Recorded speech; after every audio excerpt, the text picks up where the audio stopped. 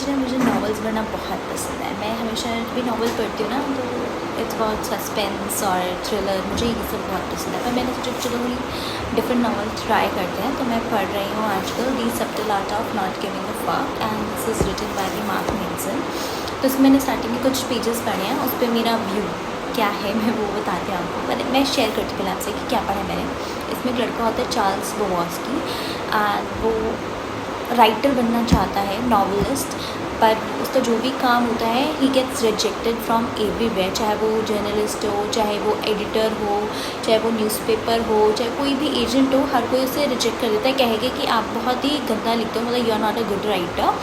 तो वो डिप्रेशन में चला जाता है and he starts drinking alcohol, he becomes like womaniser, alcoholic, cheapskate and becomes a gambler too, ठीक है। पर जब वो रिजेक्शन मिलने के बाद ना फिर वो और अल्कोहल पीने लग जाता है, और कभी कभी तो ऐसे उठता था, सुबह सड़कों पे उठता था और उसे पता ही नहीं होता कि वो कहाँ है कहाँ नहीं है।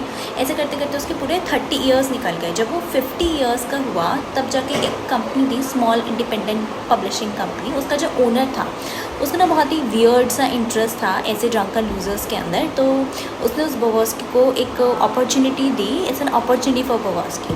उसने उससे कहा कि तुम मेरे लिए बुक लिखो एंड आई पब्लिश इट, पर मैं इनफ सेल्स या तुम्हें ज़्यादा पैसे नहीं दे सकता हूँ, तो अब तुम बताओ ये तुम्हारी कॉल है। तो बोवस्की ने सोचा, उसके पास दो ऑप्शन थी, this is what decision he made, okay. तो उसके पास दो ऑप्शंस थी कि पहला या तो वो अल्कोहल पीता रहे और लूज़र ही रहे फुल लाइफ टाइम, दूसरा था कि वो चांस ले ले और बुक एक बार पब्लिश कर दे, शायद उसके पास ये पहली और आखिरी अपॉर्चुनिटी हो अपनी लाइफ के अंदर। तो उसने कहा कि ठीक है, मैं भूखा मर लूँगा, आप मेरी बुक पब्लिश कर दो, एंड उसने ये डिसीजन लिया।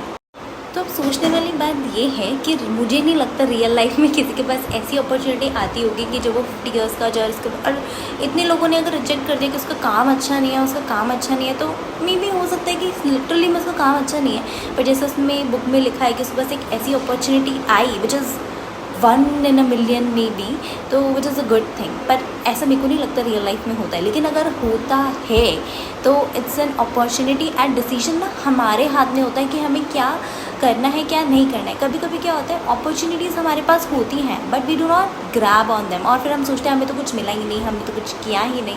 ऐसा नहीं है, सब ना हमारे हाथ में होता है, everything is in our hand. हम अपनी लाइफ के लिए कभी किसी और को ब्लेम नहीं कर सकते, हमारी लाइफ के डिसीजंस हमारे कंट्रोल में होते हैं। This is one I think. What do you guys think?